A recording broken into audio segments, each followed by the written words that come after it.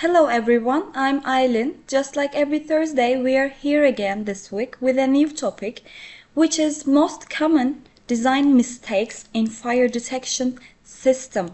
So this week we will be discussing this topic. The correct design in fire detection systems isn't just about determining the location of the devices.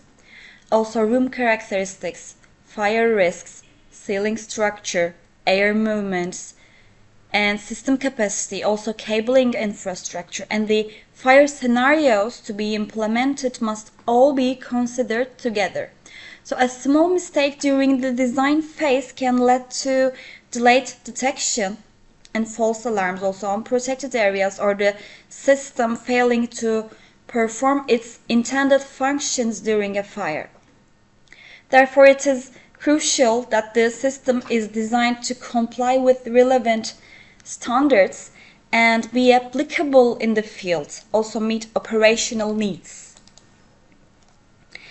Yes, as you can see, the top 8 most common design mistakes in fire detection systems are, first of all, inappropriate detector selection, incorrect detector location, or incorrect detection spacing, and ceiling and airflow effects on the fire detection systems, the detectors, and incorrect loop and cabling infrastructure, or inadequate sounder and beacon planning, or incomplete fire scenarios, also design or site mismatch. So, in detail, incorrect detector selection. When selecting a detector, the intended use of the space, temperature, humidity, dust, vapor, airflow, and also ceiling height should all be considered together. So using a detector unsuitable for the environmental conditions can lead to false alarms or delayed detection and decreases the system's reliability. So why is it important? So it increases the risk of the false alarms. It may cause the delayed detection of a real fire, or increases the maintenance and operating cost. Also reduces the reliability of the system. So right approach is, when selecting the detectors, evaluate the environment in terms of usage, temperature, humidity, airflow, and ceiling height. The second one is incorrect detector location. So placing detectors too close to walls or beams or corners, in other words, the obstacles or maybe ventilation vents, can delay the smoke from reaching the detector. So incorrect placement, again, it can lead to delayed detection or false alarms. So, the correct approach is, when selecting the detector's locations, the ceiling structure, room's geometry, airflow, obstacles, and applicable standards, codes and installation rules shall be evaluated together.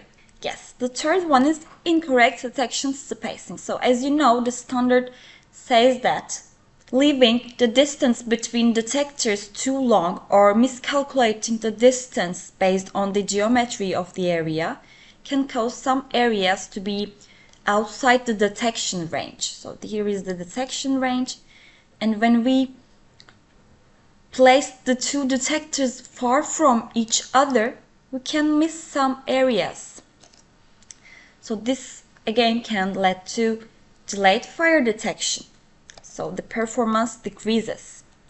So the correct approach when designing the detector's placement, the detection method, spacing between the detectors and ceiling height, room geometry, and applicable standards, codes, and installation rules shall be evaluated together. Yes. The other one is effect of ceiling structure and air movements. So, as I said before, ceiling structure, obstacles, beams, ceiling height, and ventilation systems directly affect the movement of smoke. So detector placement without considering these factors can lead to smoke reaching the detector late, or also false alarms, or leaving certain areas unprotected. So here, as you can see, the detector placed on the beam, but it is wrong. The smoke will enter here first. When it is full, the smoke continues through the detector, but it is too late for the fire detection. So it should be here or here. We cannot do this placement. Or we have the sloped ceiling. The sloped ceiling should be placed at near the ranges of the ceiling, not the top of the ceiling. So the smoke will rises here first, and then the last step is the top of the ceiling.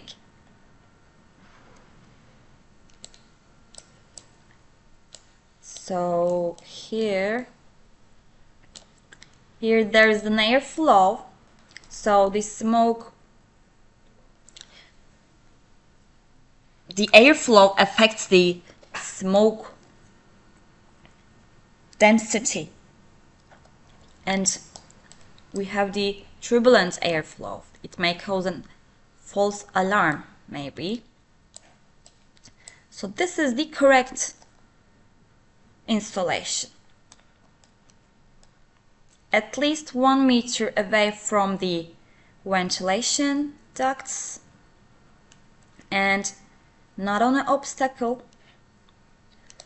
So, in conclusion, points to consider: entry, windows, doors, high walls, and ceiling structures must be taken into consideration in the design. Airflows such as ventilation ducts, air conditionings, or etc. must be analyzed. Room height and smoke dispersion behavior must be evaluated properly.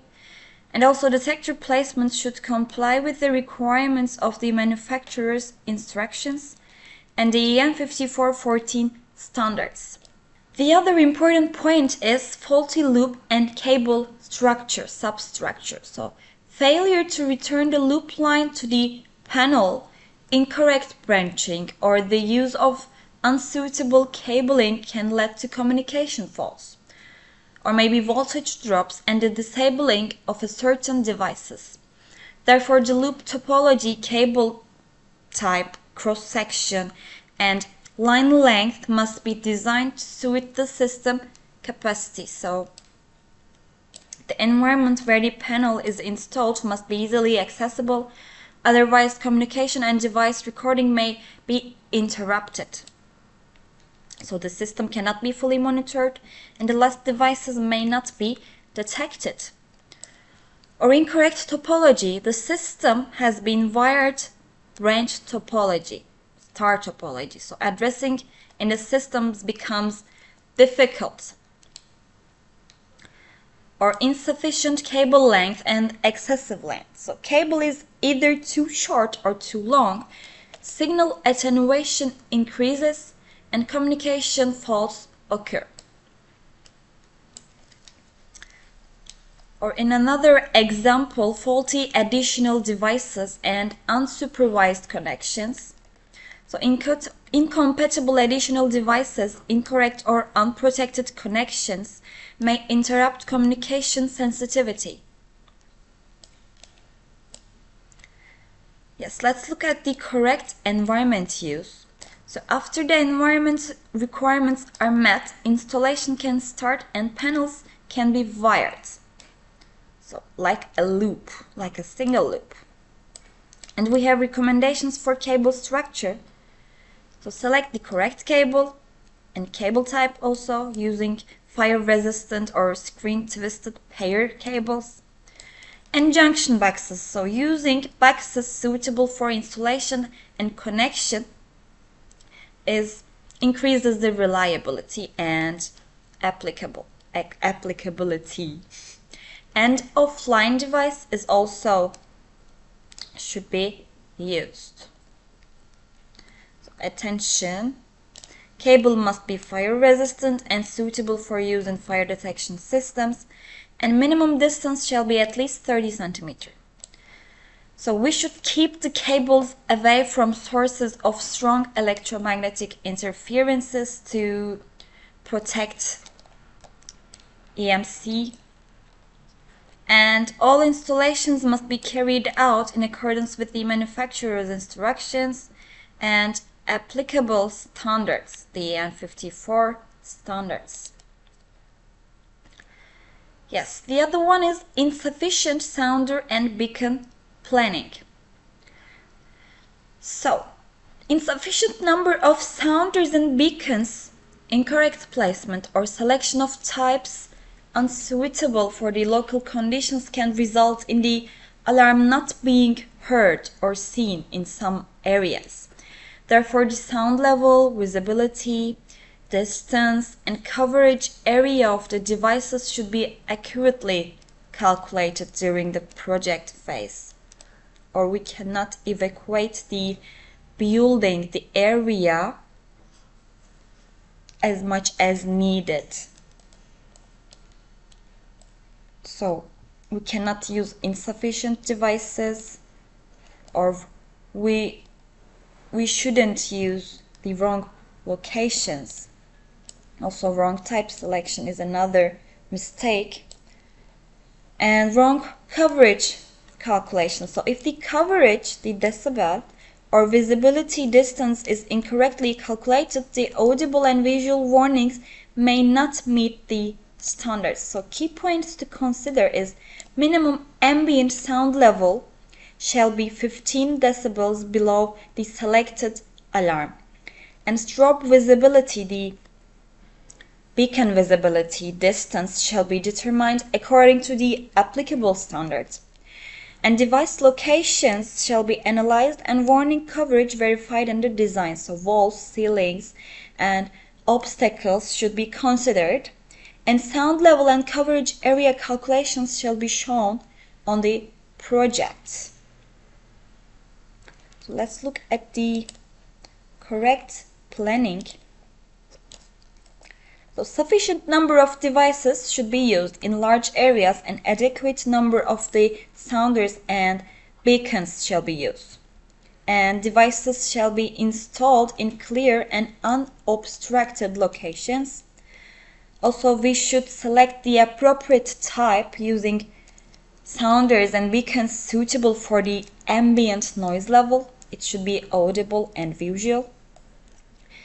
And we should consider the correct coverage calculation. So all people,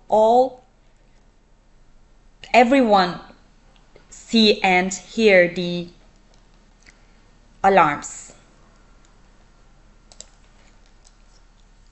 Yes, the other one is insufficient fire scenarios. So as you know, incomplete or incorrect definition of fire scenarios can lead to fans, dampers, elevators, doors, and evacuation systems not operating in the correct sequence during a fire. Therefore, triggers, devices to be controlled, and operating times for each zone must be clearly defined during the project phase. So, in here, the scenario is not defined, so it is not specified which scenario will operate in case of fire, and the problem is the system does not know what to do and does not enter automatic control.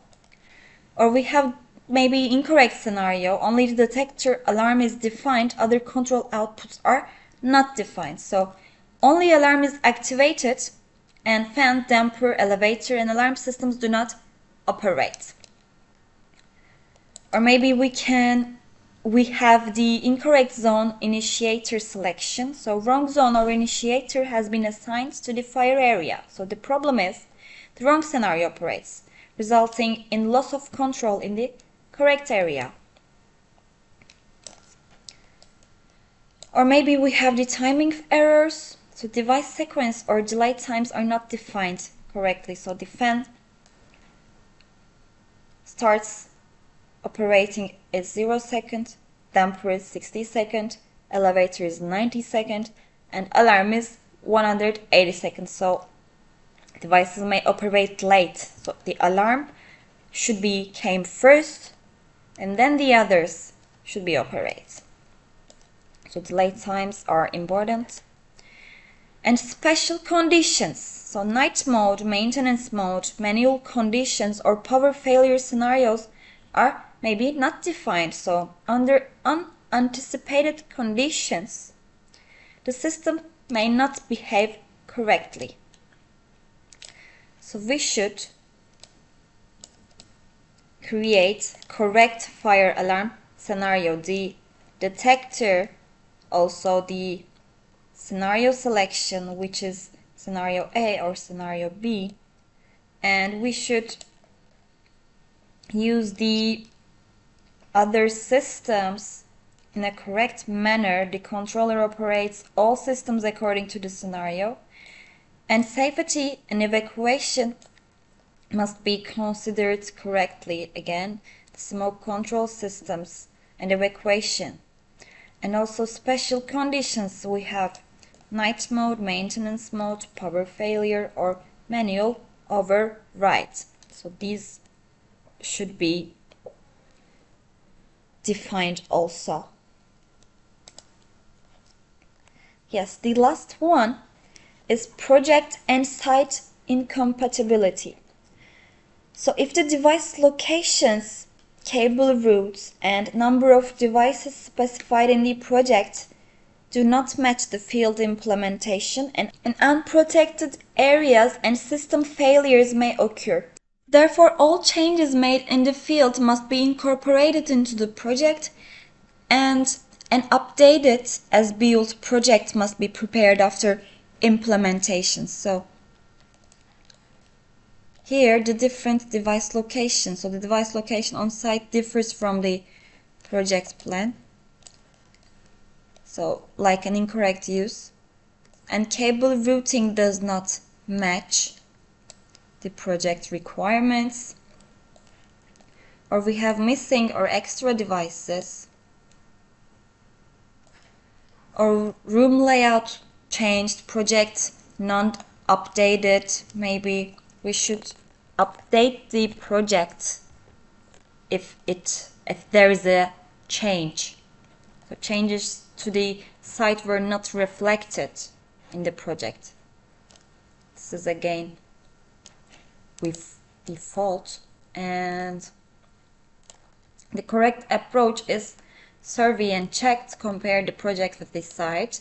Also, we should review and evaluate the changes, validate the applications after installation, check the devices and wiring is operating, and update as-built project. So document the final status in the as-built drawings. So why it is matters. Prevents inadequate coverage, facilitates maintenance and serving, reduces false alarms and nuisance, and improves overall system reliability. Yes. That's all for today. Thanks for your participation. Next week we will be meet again at 11 a.m. See you.